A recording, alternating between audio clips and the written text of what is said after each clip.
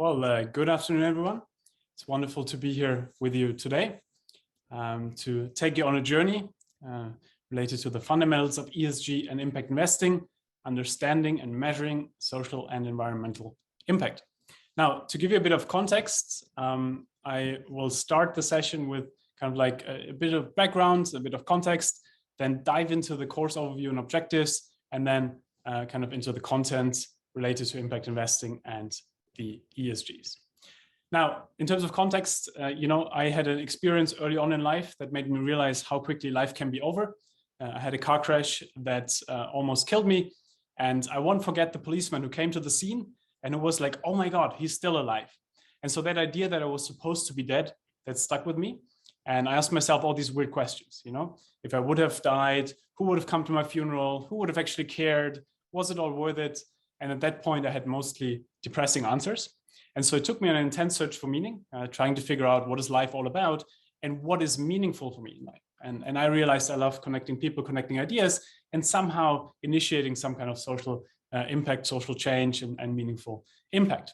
And that's really why I'm so excited about this topic and this course, that, on that journey of social entrepreneur, kind of hobby impact investor, social innovator, and then later in academia, what I found fascinating is to see that impact investing has become one of the interesting ways to really kind of initiate change by putting the right resources and people and talent behind making change happen. Now, to give you more context about me, I'm directing the global economy concentration, which is the idea that we're looking into how can we rethink how business and organizations in general work? How can they do well and good at the same time? How can we connect the dots between different areas, the economy and business, but also global politics and international organizations and so on, and really kind of having that umbrella topic for especially also people who might not necessarily have a background in business. My courses that I'm teaching is Purpose-Driven Leadership, Impact Investing, IPE, and then we're running a practicum, which is essentially taking students virtually to a social enterprise in sub-Saharan Africa, where we help them scale up their impact. Now, to talk about the course, Impact Investing and ESGs, what are we talking about? We're essentially talking about the question of how do we generate financial returns while we're intentionally creating some kind of social and environmental conditions that are conducive, either directly or a lot of times, of course, indirectly via other organizations that we invest in. Now, that's relevant across sectors. The exciting thing that's happening at the moment is that we see that's not only about, big type investors trying to do that, but it's big organizations trying to do that. It's individuals trying to do that. So it's relevant across sectors and across different types of social strata across the world and across society. Now, the focus of this course is on ideas, on tools and skills related to impact investing and ESGs. So ideally, when you come out of this course, you feel you have the kind of tools, but also the kind of mindset that is needed to really kind of navigate this world and to have some kind of societal and environmental impact in a meaningful way. So the core questions that we focus on is really how can different types of players understand and invest into societal and environmental impact? How does the kind of collaboration look like? We talk a lot about SDGs and how they help us bring different stakeholders together and so on. And so we'll bring in a lot of things that are related to the kind of networks we need to actually initiate some kind of social and environmental impact. And then most importantly, how do we actually measure this so that actually we hold people accountable for not just having these big narratives around impact, but actually also getting to the impact itself and how to make it measurable. Now, the course will be offered in fall, Tuesday, 6:30 in Woolworth. It's mostly interactive lectures and discussions.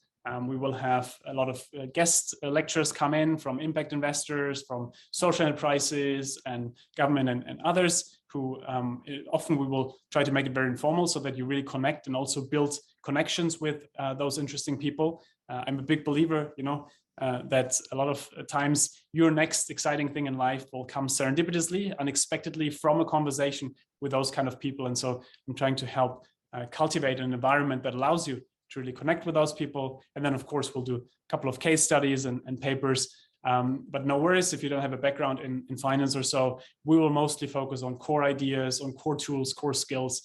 We're not in the business of number crunching or any of this.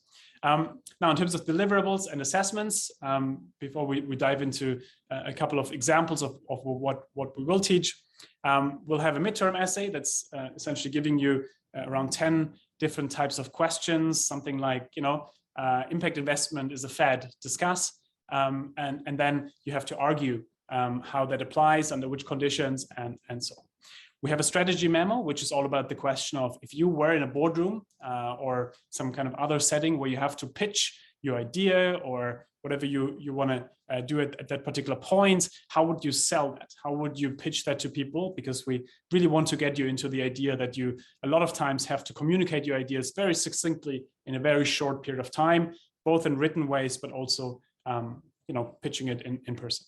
And then we'll have a written team report and presentation, which is a group report in the end that essentially focuses on something that you're excited about, a particular project with an organization you're excited about or so, and gives you the opportunity to really dive into some kind of consulting report that you can then prepare that tackles a particular challenge. And then, of course, class participation plays a big role. We also do a lot of weekly updates to really build in the current events.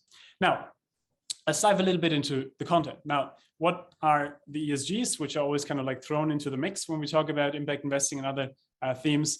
It's really not more than a set of standards to try to evaluate, a company or a particular asset or particular investment and screen what do we actually want to invest into. It stands for the environmental. So how does a company perform as a steward of nature? It focuses on the social. So how does a company manage its relationships with suppliers, customers, the community where it operates? And then the governance piece, which is really how do they organize themselves in ways, internal controls, audits, leadership, shareholder rights, and so on. We'll come back to that a little later. Here's, for those of you interested, this is an example where you can click yourself through. This is the World Economic Forum. They created a ESG ecosystem map. For those of you interested in kind of related themes, you can essentially go on that page. I'll show you the homepage in a second. And then you can click through the different quote unquote stakeholders, the different players, those people and organizations that play a relevant role. You will see here, for example, there's standard setters. So those who try to set particular standards for what it means to have a particular impact. You see here data providers like Bloomberg, MSCI, for example. You see that there's broader coalitions and initiatives such as the B Lab and others. So you can just, it's a nice kind of aggregation of a lot of the players that are out there, and you can click yourself through it, perhaps also to get a feeling for who are potential employers for you and so on. This is the ESG Ecosystem Map, and you can find it on the World Economic Forum homepage.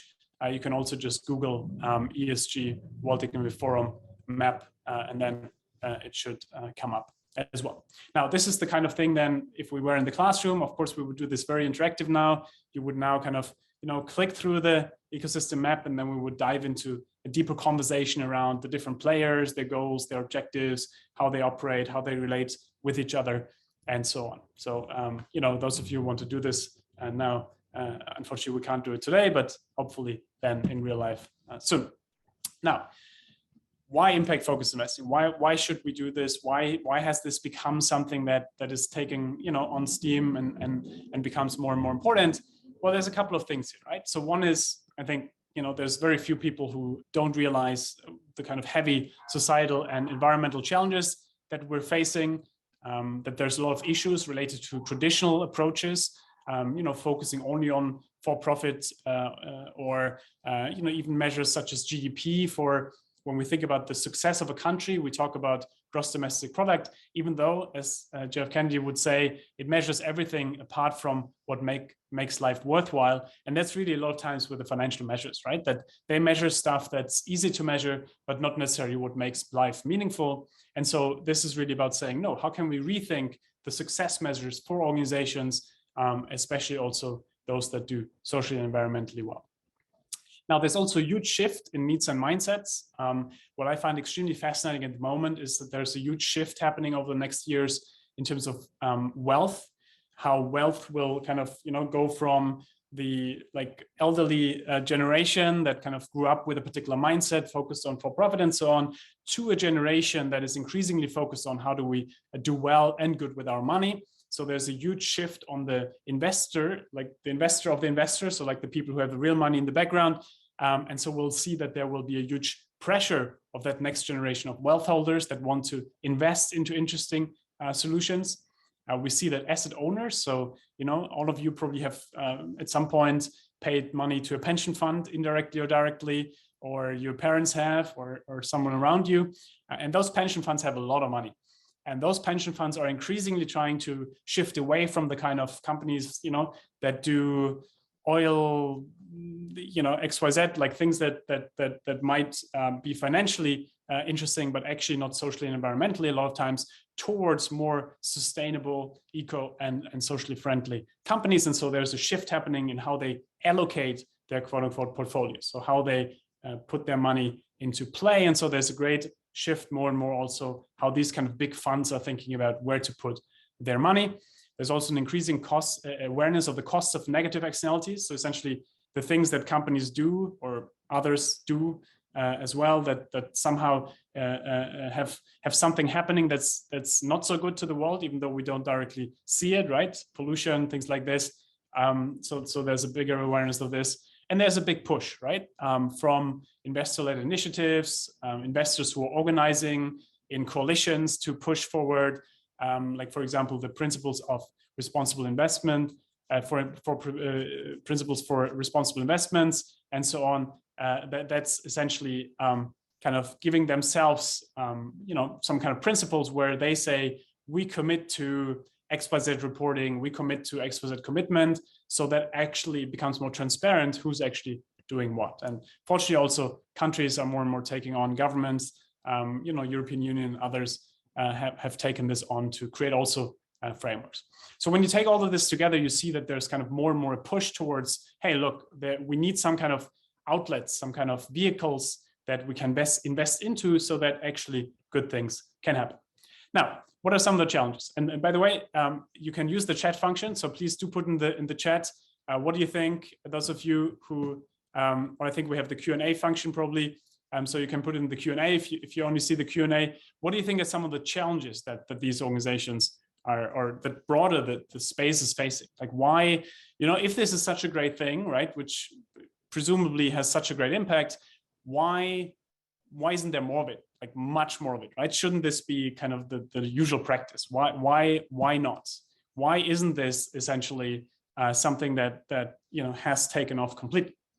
Now it is, as you might guess, because there is quite a few challenges related to this, right? So a lot of times it's still relatively infant, right? It's been around for a long time now, but it's still, when you think about what you can actually invest into, and the product categories, as you would call it, it's still a bit fluffy sometimes. It's still, there's a lack for doing that at scale. It's easier in smaller organizations, but a lot of times it's tough to do that at scale. A lot of large companies are not yet there. We have a lot of times lack of definitions. I mean, Google impact investing, and you will find 20,000 different definitions probably, and demarcations. So everyone understands a little bit something different about it.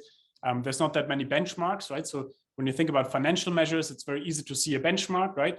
Standard & Poor's is this, and then this is the benchmark, and then essentially you see it directly. We don't have that much yet in the social impact sector. A lot of times there's interest, but you know how a lot of times people might then try to put their foot into something, but they're waiting until it really takes on. So there might be interest, but not necessarily engagement. And then a lot of times there's a lack of exit options. What I mean with this is usually when you invest into a company, you will at some point potentially have an exit event where you will get your money back for what you put in, and hopefully far more than that. It is sometimes tough with social organizations to see that exit event and how you would actually then get your money back, apart from if you just give a loan or something else. But it gets tougher with equity and anything that in a way you hand over in relation to getting parts of the company or the asset itself. And then, of course, there's a lot of classification challenges that are out there. By the way, there's a lot of, those of you interested in doing PhDs, there's so much work that can be done in that sector around, different standards, classifications, and so on. So very interesting also as an area for your PhD. And then, of course, there's the big issue also of impact washing, similar to greenwashing in the past. Some people might just talk a lot about impact, but not really show a lot of it. Now, what are some ways of de-risking this? Like if you were maybe a social enterprise that tries to convince impact investors, hey, I'm not that risky, or in general for the sector itself, or well, it's not a sector, but for the let's call it an industry for now. What are ways to de-risk it? Now, one is of course track record, right? So usually we put more trust into people who have some kind of track record. So coping up with people who have that track record, putting them on board can be good.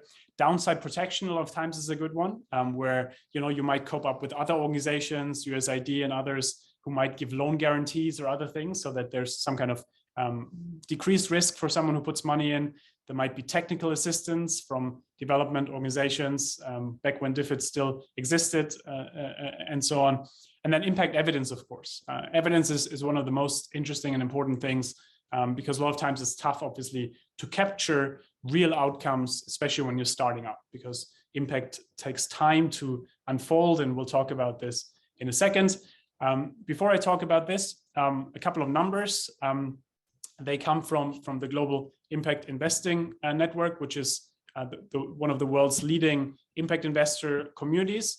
And they try to get a feeling from people from around the world who are key impact investors and related areas. What are the kind of key developments we're seeing? And so in the last available report, this is here just to give you a feeling for how these things a lot of times play out.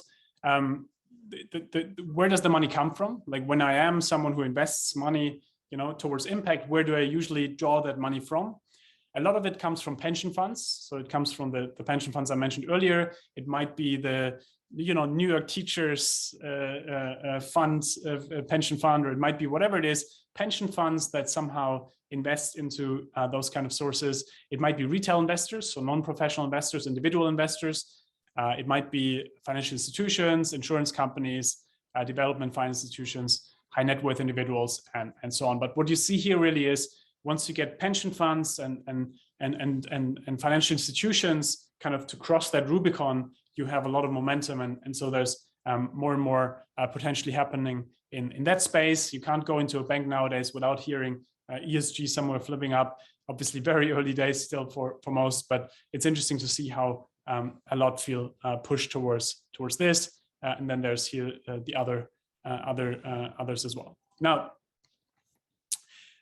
so how are these assets allocated? So among those 300 impact investors from around the world, the way they allocated it is mostly the United States, which might be unexpected to some, right? Because a lot of times I think when we think about impact and societal and environmental, we might think about emerging economies or, kind of poverty contexts, but there's a lot of poverty in the US. There's a lot of kind of things that go not according to plan in the US and in Western Europe and other parts of the world. And so you see here that a lot of the AUM, so assets under management, go into the US and Canada. Then here, Western, North and Southern Europe, Latin America and Caribbean, Sub-Saharan Africa. That's the kind of ones that with South Asia, they are the ones that a lot of them are kind of invested into in terms of their assets under management. But again, the biggest one here by far is into the US and then a little bit Europe and Latin America and Sub-Saharan Africa. Now, what areas, maybe I'll ask you if you want to put into the chat, the Q&A, what do you think? What areas do people mostly invest in at the moment? What are the kind of impact areas that people, the industries? Is it water? Is it waste? Is it, what do you think, most investments flow towards? Any ideas where you think those investments, all that money that we just talked about, where do you think it's flowing? Which industries? Again, you can use the Q&A function if you have any ideas. So here we see the overview. So you see that most goes into or 16% of those questions here goes into energy, then financial services. If you add microfinance into financial services, That's actually 20%. So that's then the kind of like largest allocation. So Laura, thank you for sharing. Yes, energy. So that's absolutely correct. So energy is the quote unquote biggest area of this, but then the second is directly financial services. And if you add microfinance, it's actually the biggest is financial services, then forestry, food, housing, healthcare, and then water, hygiene, and so on. So clearly kind of a couple of areas that are truly important. Now, what are the primary impact objectives? You see here that a lot of people focus on both, right? So a lot of investors are thinking about both environmental and social rather than one. So they realize, oh, that's a lot of times interconnected. And of those who do only one, most of them do social, so 34% social and 6% environmental. Again, this is just for you to get a feeling for that most investors actually do both at once. Which a lot of times when you look at the SDGs, so the Sustainable Development Goals, a lot of them are extremely interlinked, right? Most of you, I know we probably have a very kind of broad and dispersed audience, so I don't want to presuppose anything. But so the Sustainable Development Goals, the United Nations a couple of years ago, together with some of their key stakeholders, so a lot of companies and others, they came together and said, what do we identify as the biggest problems that should be solved out there? And those became the Sustainable Development Goals. And the problem a lot of times when you think about the Sustainable Development Goals is that companies tend to pick one or two or three, and then they think it's an isolated thing, but of course they're extremely interrelated, right? And so that's what I wanted to show you with the impact investors thinking about both, that a lot of times you cannot just dissect, you cannot just say, I'm just in energy. If you're in energy, you might be in finance because you might need microfinance to fund the energy or else. So there might be kind of different pieces that have to work together. And so the SDGs have become one of the major ways to help impact investors coordinate across different stakeholders. And here you see which sustainable development goals do they really focus on. The most important one is the decent work and economic growth. Then no poverty, good health and well-being, reduced inequalities, affordable and clean energy, and then gender equality, sustainable cities, communities, and so on. You see here the overview. But the point is, again, a lot of companies, a lot of investors tend to focus on particular development goals that they want to help tackle. By the way, if you have any questions, please do put them directly in the chat. I'll try to directly build them in as we go. Please don't hold back. Now's your time to shine. Please do put them in the Q&A in there. Now, to wrap this part up, what are the kind of tools that a lot of these impact investors use? Well, some of the major tools, or at least kind of overviews that they use, is the Sustainable Development Goals, which most of them a lot of times only use as a kind of sense of direction. What are kind of key areas? And then they might use things like IRIS, which is the investment accounting standards, and others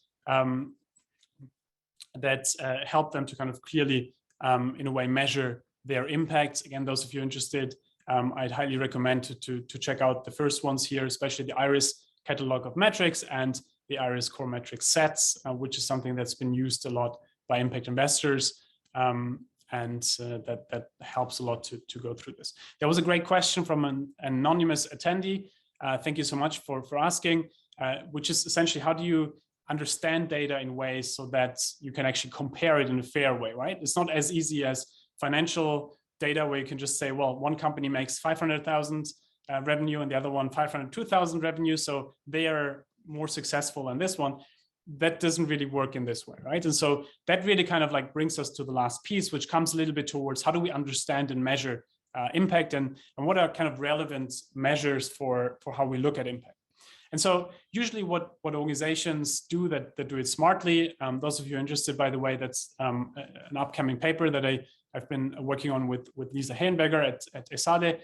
Essentially, we try to figure out, when you look at different impact investors and more broadly, impact investors could also be a company that invests into particular assets or so. So really kind of in the broadest sense of the word, what is a way to really approach this if I start from scratch? And so it really starts with defining the impact objectives. I'll mention in a second how, then choosing some kind of metrics for this, some kind of performance indicators, then finding the data for it, right? Collecting it, systemizing it, but then most importantly, learning along the way. Because a lot of times, with social impact, we have to learn about a particular context, and in that context, adjust our performance measures.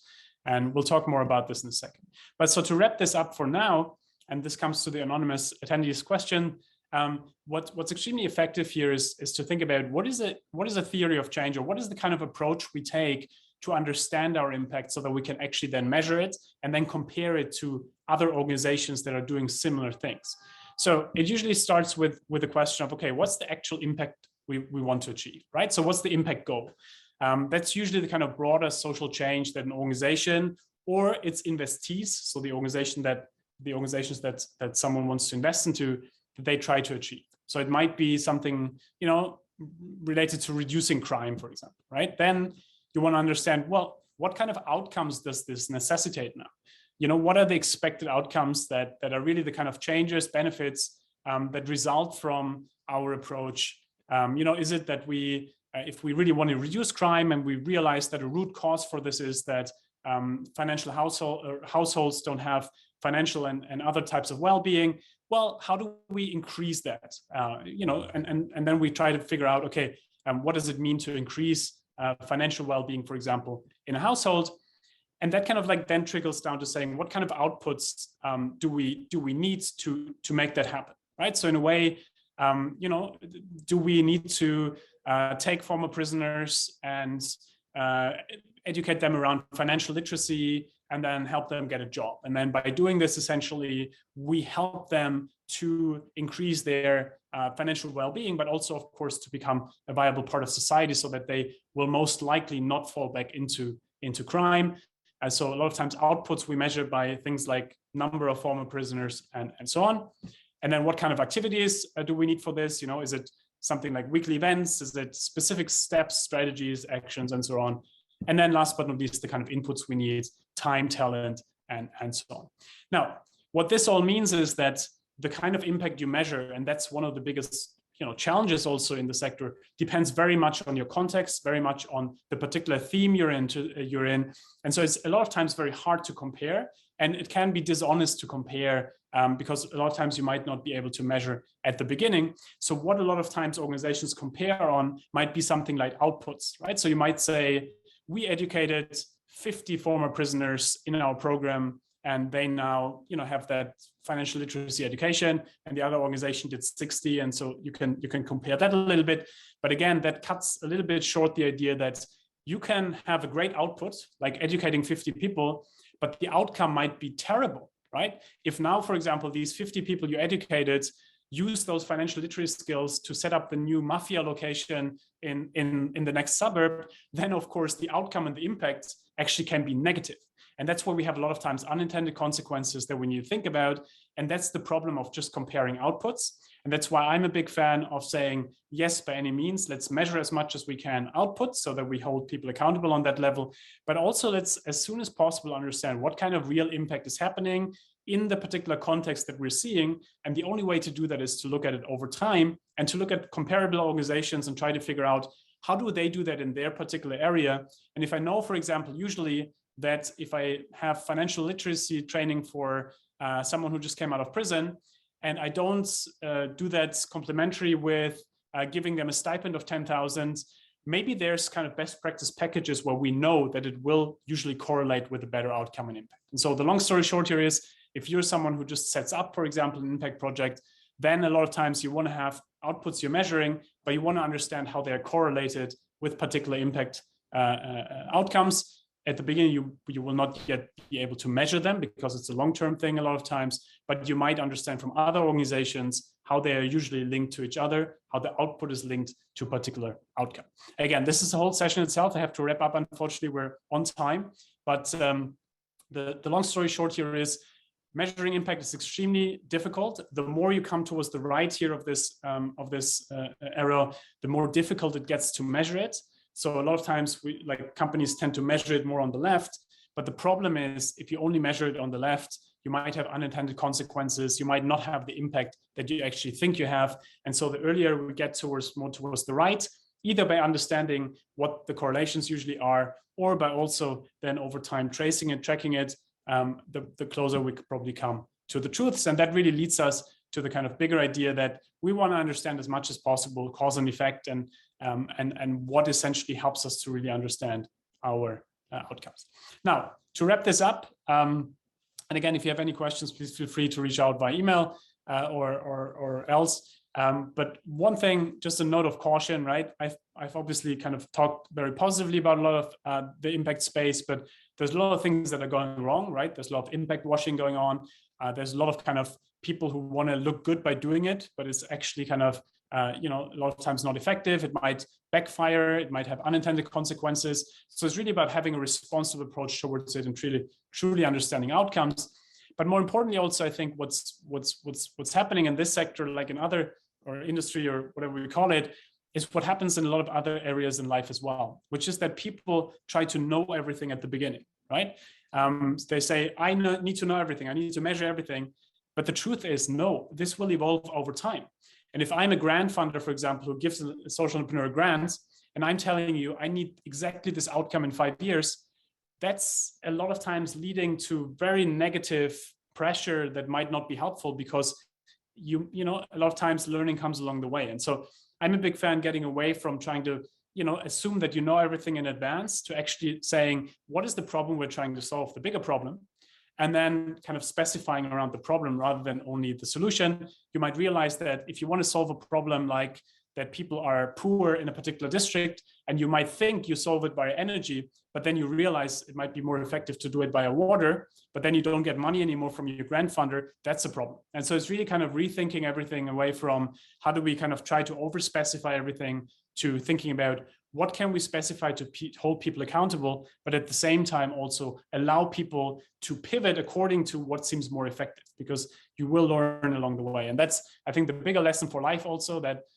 we always assume we can map everything out, but at the end of the day, life is more like a squiggle, and it will happen more like a squiggle, and that's just how it is. And that hopefully will decrease some anxiety in those of you who feel they have to map everything out. And I want to finish with one of my favorite quotes, Margaret Mead, who said that you should never doubt that a small group of thoughtful, committed citizens can change the world, because indeed is the only thing that ever has. And that's really, when you think about impact projects, right, those that really kind of did amazing things in the world, a lot of times it's a few people who started, and then they get the right people on the side and get things going. And so I think everyone who listens to this today, I do hope that this can also be part of helping you start or be part of helping someone else start things that actually can truly change the world, because it is the only thing that ever has. And so with this, thank you so much for joining today. Here's my contact details. And I'm very much looking forward to keeping in touch. Thank you so much.